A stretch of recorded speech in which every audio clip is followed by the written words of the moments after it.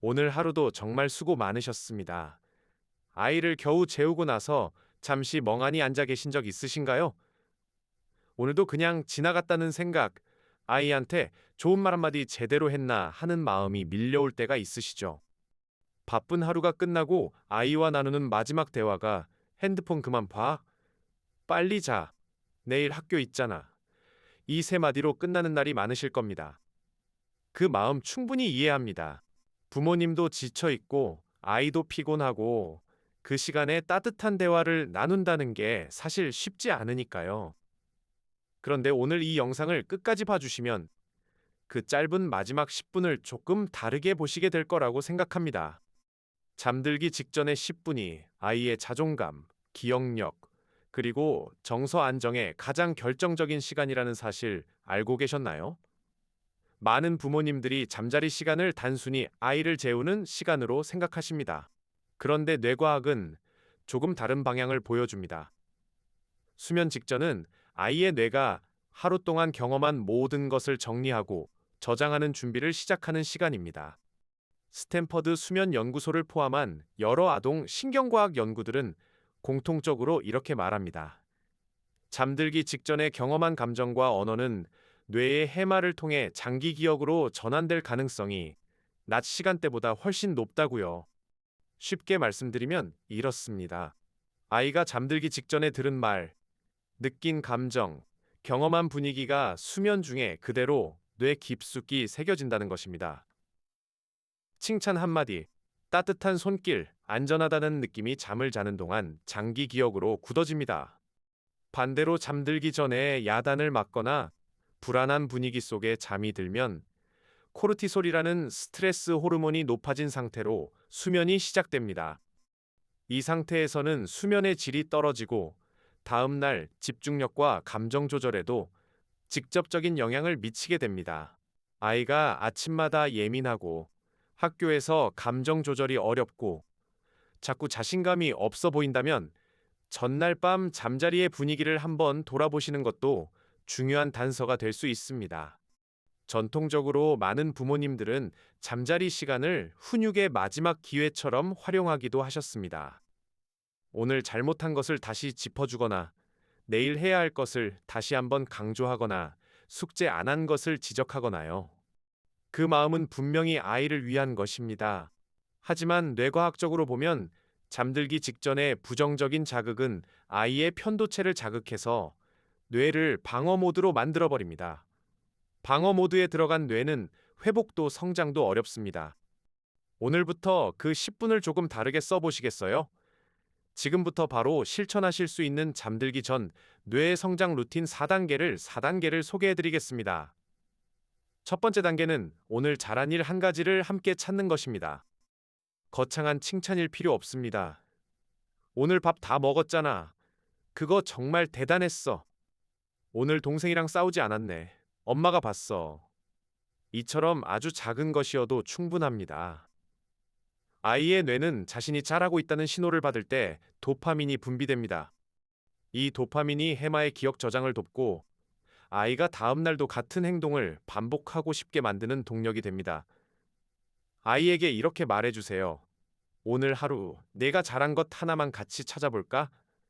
엄마는 이게 제일 대단했어. 두 번째 단계는 감정의 이름을 붙여주는 것입니다. 아이들은 자신이 느낀 감정을 언어로 표현하는 능력이 아직 발달 중입니다. 그래서 감정이 쌓이면 짜증이나 울음, 행동으로 터져나오는 경우가 많습니다.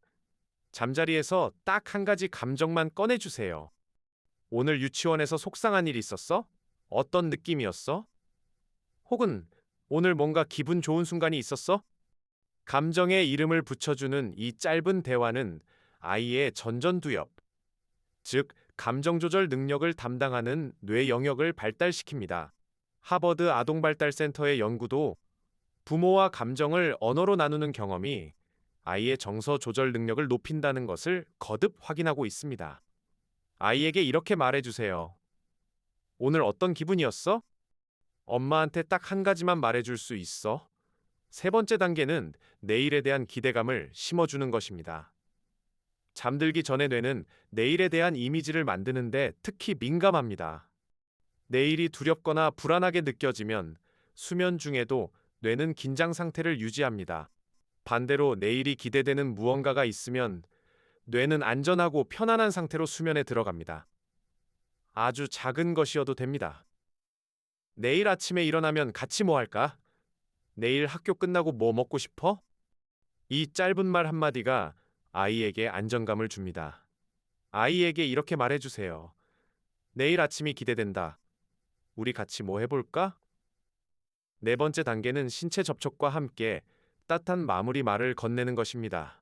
포옹이나 등을 토닥이는 신체 접촉은 옥시토신이라는 호르몬을 분비시킵니다.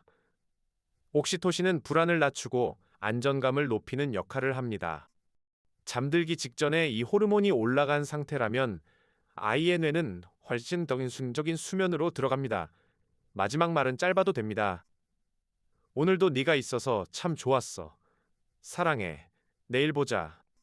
이 말을 들으며 잠드는 아이의 뇌와 야단을 들으며 잠드는 아이의 뇌는 수면 중에 완전히 다른 과정을 거칩니다. 여기서 잠깐 부모님께 여쭙고 싶습니다.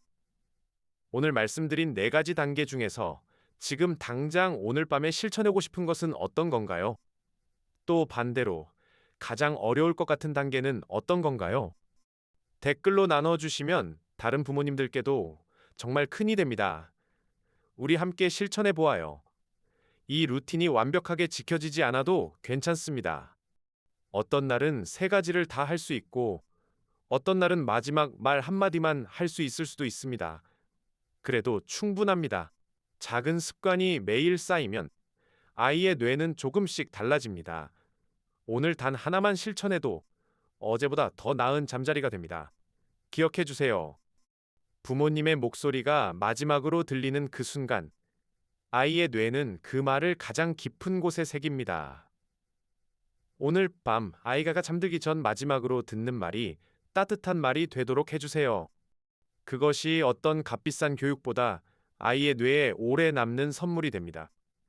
부모님은 이미 충분히 잘하고 계십니다. 오늘 이 영상을 찾아보신 것 자체가 아이를 위해 더 나아지고 싶다는 마음의 증거니까요. 이 영상이 오늘 밤 조금이라도 도움이 되셨다면 좋아요와 구독을 눌러주세요. 여러분의 한 번의 클릭이 더 많은 부모님들께 따뜻한 변화를 전할 수 있습니다. 엄마 아빠 뇌성장 연구소는 앞으로도 아이의 뇌와 마음을 위한 실천 가능한 이야기를 계속 전해드리겠습니다. 오늘도 수고 많으셨습니다.